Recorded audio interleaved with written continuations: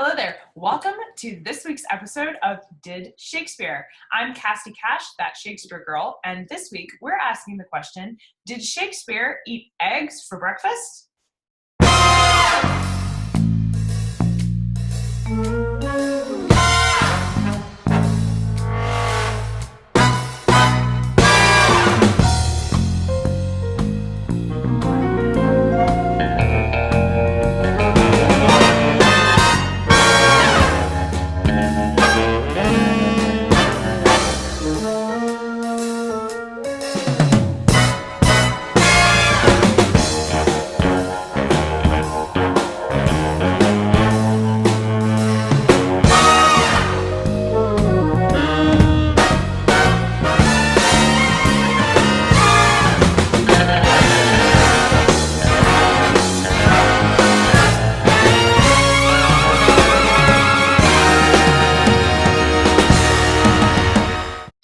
Breakfast wasn't a thing until about the 15th century. What?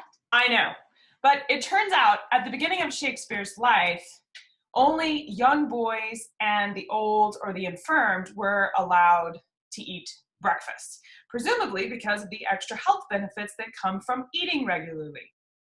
Well, okay, to cut them a little bit of slack, they weren't really skipping breakfast. They were based largely in an agricultural society, which means they got up and they did work first thing in the morning, and they weren't eating their first meal of the day until around 10:30 or 11, which today we would consider that kind of a late breakfast. So were they really skipping breakfast or just eating it late and then skipping lunch? You decide. It was the rule of thumb that you only eat 2 meals a day.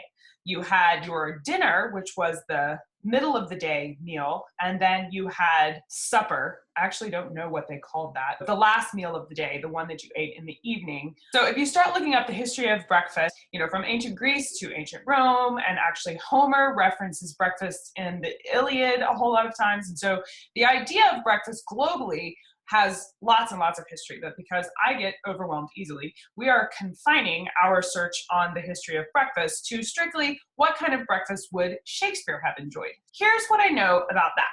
In the Middle Ages, which was about 300 to 400 years before Shakespeare, breakfast was not considered important. In fact, the Catholic Church was very opposed to the idea of eating breakfast. You were gluttonous if you were eating breakfast, and they assumed that if you ate breakfast, that you were probably an overindulger in other areas of your relationship with food too, like being an alcoholic or a wino, like coffee. The literal definition of breakfast means breaking the fast. And so it was the first meal after you had slept all night and hadn't been eating. And people like Thomas Aquinas influenced the Catholic theological perspective that breakfast was bad. Something I found really interesting is that apparently, even though breakfast was considered bad, if you were a king and you were traveling, or especially if you were traveling on a religious journey, then all bets were off. And it was like, all of a sudden, because you're traveling on a religious journey, now you can eat breakfast, and that's okay. And personally, I have to think this influenced major religious pilgrimages like the Crusades. Feed these people! You see what happens when you don't eat breakfast? It's a little unclear exactly. There's no one date where they can say, here's where everybody changed their opinion. But what we do know is that when Shakespeare was a little boy, it was normal for kids to eat breakfast and not so much the adults. Grown men were actually embarrassed to say that they ate breakfast because that was like a sign of weakness if you had to eat breakfast. So when Shakespeare was a kid, it wasn't really normal for grown-ups to eat breakfast. But by the year 1600, after Shakespeare is well and grown, there's still groups of people that feel breakfast is gluttonous and that you shouldn't do it. As England moved out of the Dark Ages into the Renaissance, there was a shift away from the idea that you needed to subsist on the minimal amount of food to keep you from dying, and instead eat enough food to be healthy. I have to think that one of the reasons it was called the Dark Ages is because these people didn't eat breakfast and they were grouchy. In 1589, the year that Shakespeare wrote Comedy of Errors, there's a schoolmaster that's coming out talking about how unhealthy to miss breakfast and you need to eat this stuff. And finally, dear goodness, somebody is speaking sense. Queen Elizabeth, as it turns out, was very fond of breakfast. She was an early riser, and there's court records of people coming for an audience with her at 8 in the morning, and by the time they get there, she's already, up, done her devotions, and had breakfast by the time that person arrives. So breakfast was a normal thing for her, and I think that helped bring it into fashion with the general populace. By about 1584, most people were starting to eat breakfast and thinking that, hey, you know what? Eating food keeps us healthy. Ding, ding, ding. What they would have is the lower classes would just have bread and beer. Now, the reason they had beer and ale and wine for breakfast is because they couldn't drink the water, and that's a whole nother video. But for today, the lower classes ate bread and ale. And if you could pay for chickens, you would actually have eggs, and dairy was very popular, and meat and bread, ale and wine. One author, when I was researching this, one author actually wrote that he was shocked because they would have ale, beer, and wine, all three of them, for breakfast. And he was going, exactly how much alcohol does it take to make these people drunk? It's 8 in the morning.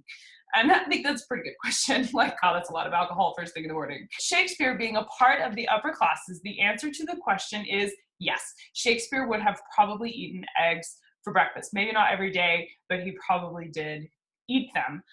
Porridge and pottage and gruel were also other popular forms of breakfast, and so he probably ate some of that too. What I found cool is that the combination of bread, dairy, meat, and eggs is very similar to what we eat today. Now, he would not have eaten the pork the way that we eat it now. In the United States, we have sausage and bacon is a common breakfast staple, and Shakespeare wouldn't have eaten it like that. Most likely his meat would have been boiled. Ugh. Did you enjoy this culinary trip through Renaissance England? If you did and you want to know more about the kinds of food that Shakespeare would have eaten for breakfast, you can read the links to all of the research articles I used to put this video together today in the show notes down below this.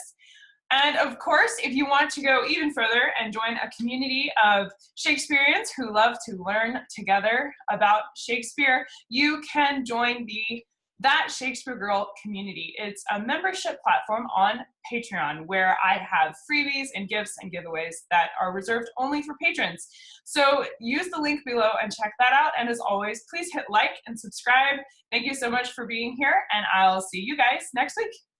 Bye-bye.